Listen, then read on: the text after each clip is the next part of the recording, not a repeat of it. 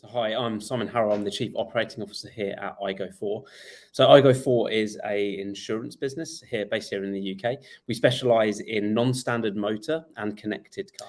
Yeah, our automation journey has been a really interesting one. We'd been exploring it for about 6 months, and we kept running into the same roadblock, which is because of our business model, we have a huge amount of variance in the task type that we look after. So we have 147 different types of tasks in our back office, about 100,000 tasks a month.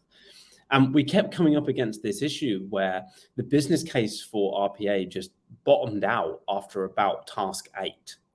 And we'd gone to a number of different partners to try and find a way through this. And really the breakthrough came with Propel Consult and with Automation Anywhere when we realized that we could use bot runners to be able to attack our processes. And what this meant was that we were able to not only attack the volume task where the business case, quite easily stacks up in a traditional RPA application, but it also meant that we could start attacking the smaller processes.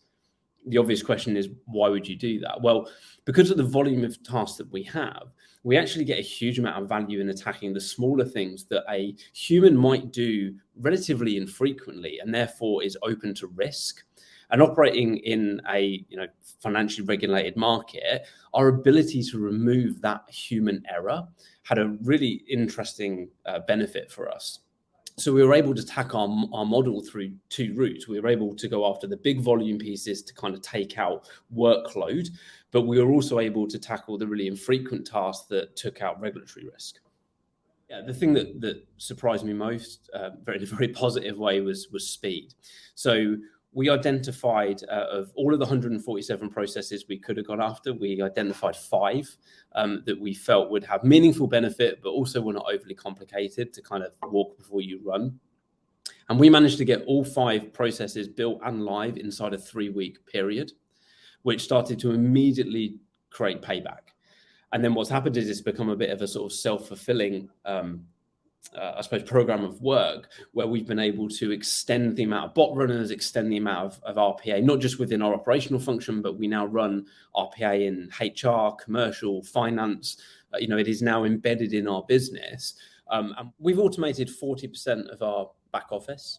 That equates to about 250,000 tasks have been automated now. And what that's allowed us to do is actually reduce our back office function from around 47 heads down to 25. We've been able to redeploy that resource into other functions. So, we haven't kind of removed it from the business. We've just put them into other areas where they're delivering value in a different way. Quite importantly, though, it also means that we're going to be able to scale up over the next 2 to 3 years without increasing our back office function. So we will cap out at about 30 heads in our back office if we reach our sort of growth ambitions, which are significant over the next 3 years. So in terms of actual percentages, it took about 10% of our total operational cost out in year 1. So that's about 1.4 million. We've actually been able to reduce our opening hours. So that might sound a little bit counterintuitive from a customer perspective, but actually so much the customer can either now do themselves or RPA is picking up in the background that we've been able to shrink the shift requirements for our contact centers, for example. So all of a sudden they're not working until 10 o'clock in the evening and they're not working at weekends. So their quality of life with their family in particular has really improved. That's had a marked impact on things like attrition and absenteeism, mental health. And in fact, we've pushed that so far that as a business, we offer a 4-day, 34-hour week on full pay for everybody in the business. So that includes all of our operational teams, all of our partners. The final component for us, as I mentioned, is also around that regulatory risk. So removing those small tasks that are ultimately exposing us as a business because they are prone to human error, has hopefully not a huge amount of real financial benefit if everything goes right. But if something goes wrong, it's almost immeasurable in terms of what it's potentially protecting us against. And I think what's really important is the way that we've implemented RPA is really broad. Yeah, it's been an incredible experiment, if I'm being really honest. We were thinking about it at the back end of last year. We decided to implement it on the 1st of February of this year, so we're sort of 2 months in.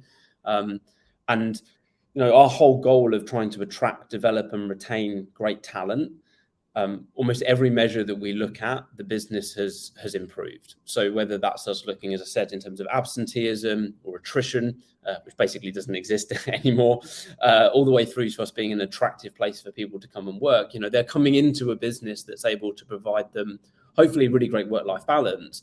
But then the work that they do when they're here, as I said, is really valuable. They feel like they're doing things that are making a difference. So we're a small SME, and therefore working with businesses that are able to flex and work with us in a way that doesn't become cumbersome or filled with red tape or too bureaucratic is really important. We exist in the market because we're able to do things faster than our significantly larger peers in the insurance space. And I think what we found with both Propel Consult and with Automation Anywhere is true partners who are able to move in the way that we need to move to unlock and deliver value.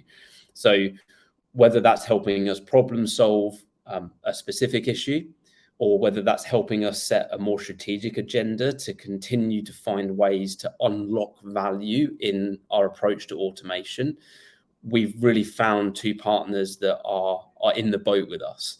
And for a business like ours, there's almost no higher praise that both those companies feel like natural extensions of our teams internally, and they are as much of the success of this internal program as we have been.